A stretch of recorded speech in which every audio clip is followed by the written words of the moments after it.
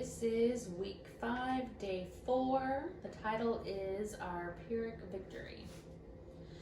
Mr. Dorsey summoned a representative group of teachers and student leaders to his office in order to elicit their reaction to the suspension of the football captain. So, elicit is to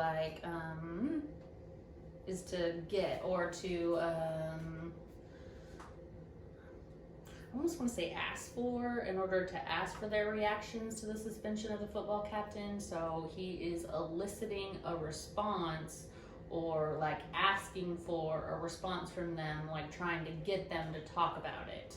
You know, they didn't volunteer it. He had to elicit it by pulling it out of them, by asking for it or drawing it out, and to elicit their reactions to the suspension of the football captain.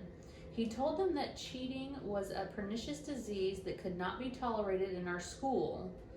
So, pernicious is like, so it's harmful, like, well, because I mean, he used the word disease on the other half of that, which does explain it. So, like, it's something that's hurting you, like a disease would. It's damaging, or it's gonna like affect you negatively. I wouldn't honestly really use it in a sentence, but yes, it's like told them that cheating was a harmful disease, something like that, that could not be tolerated at our school. So tolerated is something that you don't like, but you let happen.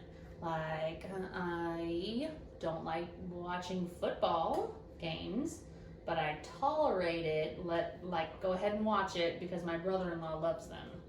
So it's something that you don't stop, but you don't necessarily like enjoy or want it to happen. So it's like that. And I would use tolerate in a sentence, honestly. So he doesn't want to do that. Like, he doesn't even want to tolerate it. It's not that he doesn't like it, but he's not going to let it happen, not at all. So, that. He loathed having to discipline Art Krause so severely, but unless strict measures were taken, the student body would construe the incident as an open invitation to cheat with impunity. So when you loathe something, it's when you dislike it, but like to a higher degree. Like, let's think of something that I dislike. I dislike, like Brussels sprouts. So say I dislike Brussels sprouts, but I loathe, like can't stand it, won't eat it, like not even trying to do that at all. Are you kidding? Yeah, no. Like, you can dislike something, I don't like it, like I really don't like it and I don't want it. What about the broccoli? I mean, I really actually like broccoli, but that was just an example. I was trying to think of something I actually really loathe and would refuse to eat, but I don't know if I could come up with something. But like something that you just will not. Maybe peppermint shit. Maybe. But I mean, it's something you hate so much, you don't want to be around it, you don't want to smell it when you come into the kitchen, like you don't want to be there at all because you more than dislike it. It's like a high degree of, we call it loathing. Like, for example, I guess somebody just can't tolerate with the seafood. Yes. Yes. So you can either dislike seafood where you don't like it, but it's okay. You still go to seafood restaurants with other people, or you loathe seafood. You would never step foot in a seafood restaurant. Like, you don't have any seafood in your house, and you don't go anywhere where there is seafood. Like, you really loathe it. So yes, it's like dislike, except to a much higher degree. Like, really, like, just won't do it. That's how I feel about Diet Pepsi. Okay, so he loathed having to discipline Art Krause so severely, but unless strict measures were taken, the student body would construe, which is to interpret kind of. So when you construe something, you I mean, interpret's good, but you take like basically evidence, and then you see it like in a different kind of way. So like with this one, to construe the incident, so they would see the incident as an open invitation to cheat.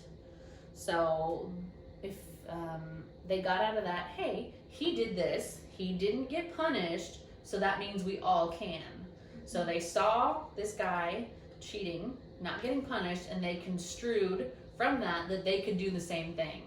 So it's like they saw evidence that cheating was fine. They saw him not get punished, which means to them, hey, we can all do that. So, because construe the incident as an open invitation to cheat with impunity, which means not getting punished. That's like what they're with, like immunity or, I guess like an exception almost. Like, hey, you know, you have impunity.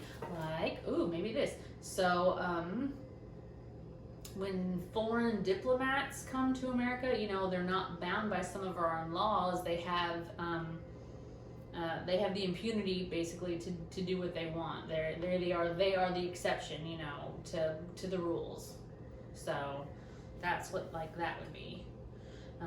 We may lose a football game, the principal said, but we can salvage our self-respect. So to salvage something is where it's damaged, but it can still be used or still be useful. So in this case, like, their self-respect is already damaged because there's already been so much cheating, and this guy is about to lose the football game, but they're still gonna be able to have some self-respect, to know they're doing a better job than they were. So, and now I'm trying to think. Elicit, I really probably would use that in a sentence. Pernicious, no, definitely not. Tolerate, I would probably use that in a sentence. To tolerate a lot of stuff at work. Loathed, I don't know, there's not too many things I loathe, honestly. I dislike things, but I don't loathe really anything. Construe, honestly, I wouldn't use that much in a sentence, because I would use maybe like interpret. I would use that in there instead. And impunity, honestly, I don't use that much in a sentence either.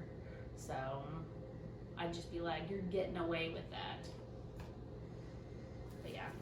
Okay, thank you so much. Welcome.